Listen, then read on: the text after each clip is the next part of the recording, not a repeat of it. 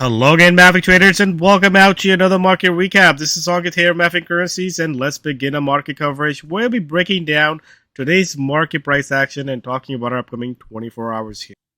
Do you want to be a professional trader? Maverick Currencies is the oldest US-based Forex and crypto prop trading company that will pay you for trading with our capital. Trade our capital and keep 70 to 80% of the profits. We are looking for traders just like you that are hardworking and motivated. Click the apply link on the top right of this video to see if you have what it takes. That link takes you to a 4-minute video that explains the trader position available, and you read a list of FAQs that answer pretty much all the basic questions you have at this point.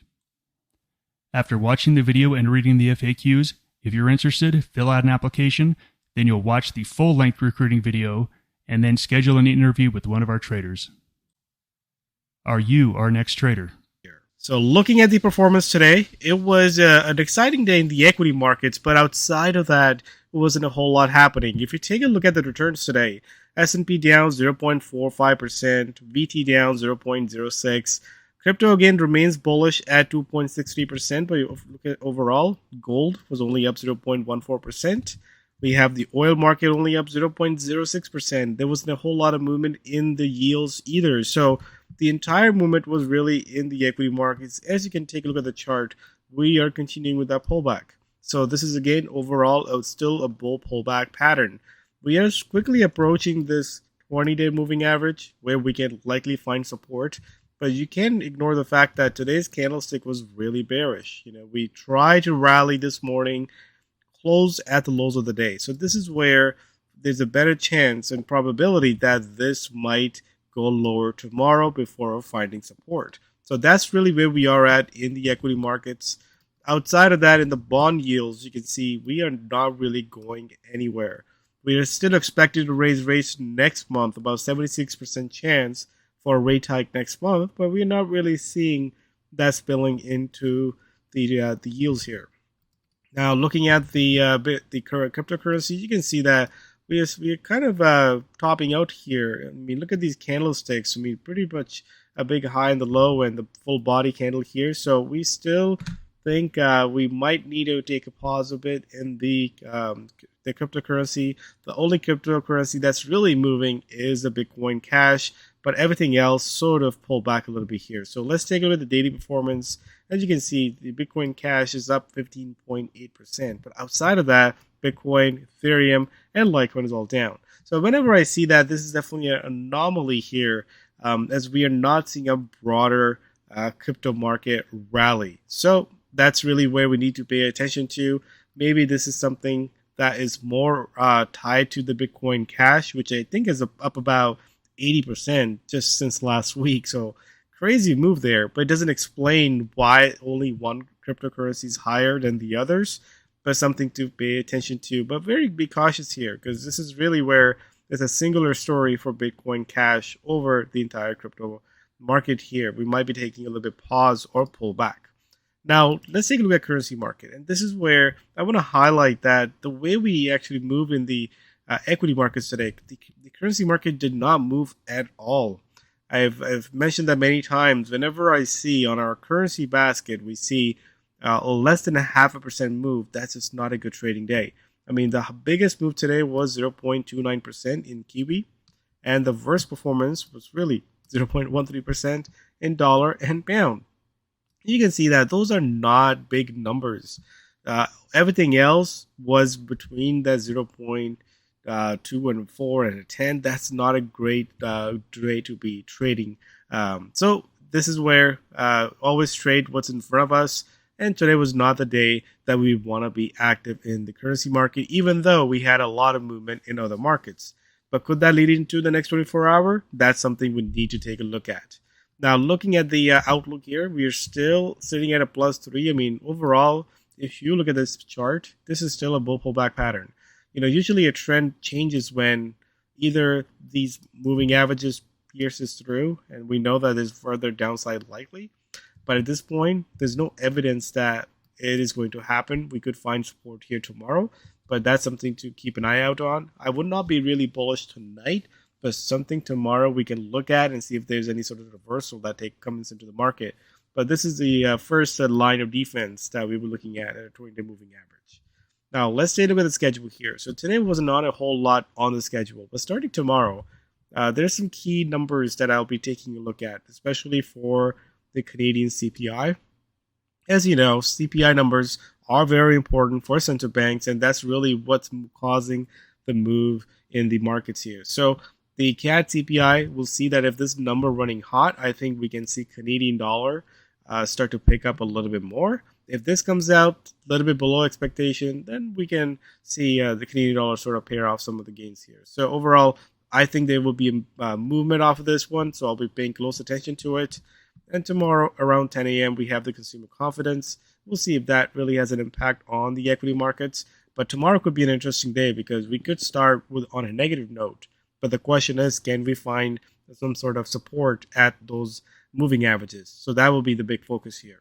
Now, this week, I think there's a better price action throughout this week, later Thursday and a Friday when we get some more data out. But I think overall, you just want to keep an eye on velocity and only trade what's moving. And that's something we have emphasized on a day-to-day basis and a weekly basis. Trade what's moving rather than what you think you should be moving.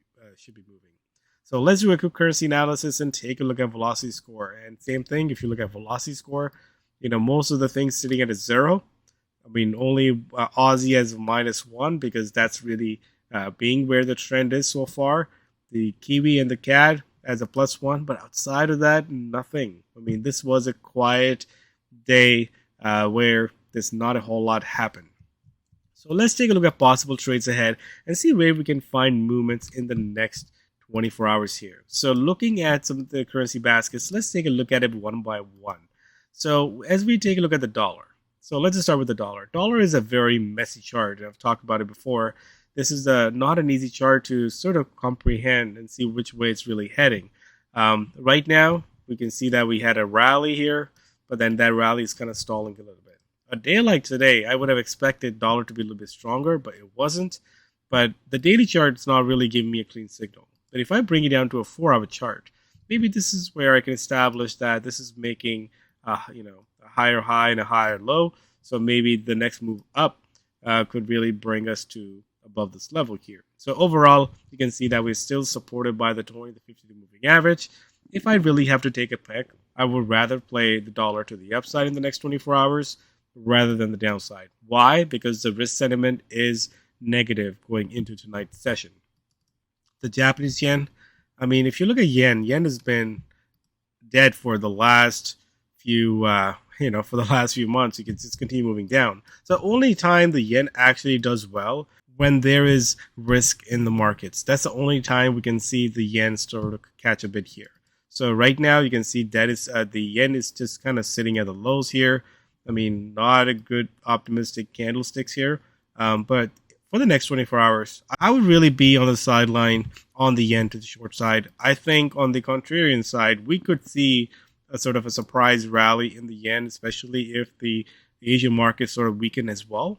Let's take a look at the JP 225, which is the Nikkei here. Let's take a look at it. So again, you can see that the Nikkei has been running quite a bit as well, and same thing is testing that 20-day moving average as well. So maybe we can expect a little bit more of a negative price action overnight. And let's see how the European market closed. And the European markets, you can see that they weren't that weak, which means that most of the selling today came in the second half of the day. Let's take a look at the US 500 chart, the S&P 500, and you can see we did weaken most in the second half of the day. We did pull back in the morning. This is where the European market closed, and then here we were in the Asian market in the rest of the day.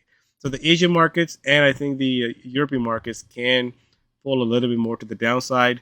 This is where I think the yen would not be a great bet to be in the short side, but maybe you can catch it with a surprise. Now, looking at euro, which actually has been doing much better after that big fall and just sideways price action. This is still sideways. Daily chart, you can see that we are right at this level. It's just not giving us a good signal. It's flat for the week, flat for the day, and we're not really getting a clear signal here. So if this breaks above, I want to be a buyer. If this rolls from here, then I want to be a seller. I think I'm pretty clear on. I don't have much of a strong bias on this. I think this can go either way. Now look at the Swiss franc. Swiss franc did sort of pull back as well. I mean, look at the daily chart. The Swiss franc is actually have a nice resistance up here. You can see we're sort of not getting a good candlestick. We're getting similar candlesticks that we got over here, and that resulted into a bit of a pullback. So the Swiss franc chart, although it's still on a better looking chart, I would be careful about this as we are approaching this resistance level. This breaks a resistance level. This is where we want to be buying more aggressively. But right now, I think it can go sideways in this upper end of the range. Now the British pound, you can see that this thing is sort of consolidating here. I know Rob and I had a little bit of a trade-off this week because Rob really liked this on the upside, where I'm a little bit more cautious because it's up against a very strong resistance. As you can see, if I zoom out the chart, you can point out how many times in the last 5 years this thing has come to this level and fallen. So if this can break above this, I think has a lot more bullish scenario for the pound. I think there's a lot more push that can come to the upside. But again, if I have to look back in the data, I would rather be on the sideline or sort of wait for a reversal if this is the shorter term top here. But be careful with the pound. Now let's go over Canadian dollar. And the Canadian dollar is the one that has really the brighter currency in the past few weeks. You can see this thing has been moving up. And look at the resilient price action. Not a whole lot of downside, but it's slowly creeping higher. So can we see tomorrow a bigger move off of that CPI? Absolutely. I think there's a lot of positivity built in. I think there's a hawkish sort of bets going that the Bank of Canada will be raising rates again next month. And so far, you can see that's benefiting from it. If the CPI number comes out weaker, I think this can pull back a little bit further. But if that comes out stronger, if there's an upside surprise to the inflation, I think this can explode higher as well. I think the CAD is sitting at an interesting point where it can really go either way. Has a little bit of downside risk as well because it has had a very nice run going into the report tomorrow. Looking at the Australian dollar, I mean, this thing has been pretty weak. You can see how this thing was so strong, and this was really the turn. And after that, it can catch a bit here. So this is a good way to kind of know when the momentum is over that you want to be out of the trade. I think CAD is in a very similar boat. I mean, if you look at the Australian dollar at the beginning, this was really on the stronger side, and you can see every time it got above the 20 moving average, it stayed above it. But when the momentum is over, then the trade is done. I think that's where what the Canadian dollar is, so something to watch out for, similar to what the Australian dollar is doing. But right now, you can see the Australian dollar still looking pretty bearish to me from all time frames. Looking at the daily chart, very massive pullback you can see. But here we are running into some prior support. But 4-hour chart looks pretty bearish to me here. So I don't want to buy the Australian dollar here. If anything, we want to be shorting off this low basis. Now, lastly, the Kiwi. You can see that Kiwi has been holding it much better. But here's the resistance. This is where it's struggling. Remember, this is the point last time it did pull back and it had a sharp rally to the upside. And here we are just struggling around this area. So I think you don't want to be buying this until it can break above this area. But right now, I'm less interested in this one because we have a better candidate. That's the Australian dollar. And if you take a look at the Aussie Kiwi pairing as well, you can see that it continues to move lower here. I would love to see a bit of a bear rally to short into, but for now, it is just making a bit of a short-term basing pattern here. So what can we buy? I mean, there's definitely areas that we can say that we want to sell, but what we want to buy. I think that's where ultimately the money can flow into the dollar and the money can flow into the yen. But the charts are not giving us any signal yet, but that's just where we want to be. Australian dollar, Aussie USD still looks good to the downside. Let's take a look at that. I mean, 4-hour chart. Look at beautiful base here. Not a whole lot of volatility and a beautiful base. I would love to kind of short off this base here. Where will be my entry? Anything below that 66.50 area as a support line right over here. And for the continuation, I'm using my stop right above it, so using a tight stop. And let's take a look at the daily chart. I mean, this thing looks like it wants to retest the 65 area. So I do like Australian dollar against the US dollar to the short side here. Let's take a look at the Aussie yen. I want to take a look at some of the yen crosses just in case if the yen picks up. So Aussie yen is right at the prior resistance now support. If this gives up this level, which is about 95.50 area, I think it can really pull back towards that 94.63 area. So that's the first one that I'll be paying close attention to. Now let's zoom into tomorrow. What if the Canadian dollar is stronger? The dollar CAD has been moving very nicely here. You can see the CAD has been the little bit stronger currency. We had a bit of a bear rally, and we failed that rally. If the CAD is stronger tomorrow, I think technically speaking, dollar CAD is looking pretty good here. But we can also pair currency pair like Aussie CAD. I mean, look at that. Huge move to the downside. I know this looks kind of extended here. We want to see a bit of a base, sort of a bear rally. Now taking a look at CAD against other currencies. So let's take a look at if CAD is actually the strongest currency tomorrow that we want to pair against the Aussie. But if the CAD is weakest, let's take a look at dollar CAD. I know technically it's not really looking the best here, but this is the way we want to see if the reversal comes in play. But right now it's pretty clear. If you take a look at dollar, you take a look at CAD, they're both doing the same, which means that a lot of the CAD cross will probably be looking good here. I mean, look at Kiwi CAD. This was another pair that we like, very similar to dollar CAD. Sorry, the Aussie CAD. This is now back to the support area as well. So this can easily break down further. 4-hour chart is really where I'm looking for my setups. I mean, support is right over here. I think this can easily go further down. So it's pretty clear that on the stronger side is the dollar and it's the CAD. And on the weaker side, we can take a look at Kiwi. We can take a look at Aussie. The European currencies can be right on the sideline here, but maybe perhaps we can take a look at euro dollar. Let's take a look at euro dollar, what that is doing. I mean, on a daily chart, on a 4-hour chart, this looks like a bear rally to me. Look at the moving averages kind of coming here. So I think we could see some sort of pullback here as well. Though on the daily chart, we have a nice resistance at about 110 and sitting at about 109. I'm a little bit more cautious here. I think this can go either way. Same thing. Let's take a look at dollar Swiss franc. You can see that the dollar Swiss franc dollar it's not really going anywhere. So there's some charts that are just not looking that great. I think the best looking chart that we can find was the Australian dollar US dollar, and again that is really based on the 4-hour chart. It's basing here, but we want to get in if once it really confirms a breakdown. So this can easily spend a little bit more time going sideways. So look for a bigger candle coming in and then follow through. That will confirm a breakout. But I think this can go a little bit sideways in the next few hours here. So that's really my outlook here. I think I'm more prepared for tomorrow for the Canadian CPI. Like I said, I'm open for CAD for both sides. Just take a look at what's strong versus what's weak and pair them accordingly. In conclusion, I think bearish close today. There's further downside likely, but look for some sort of a support or a reversal tomorrow. CAD CPI, that's where I'll be looking to make some trades.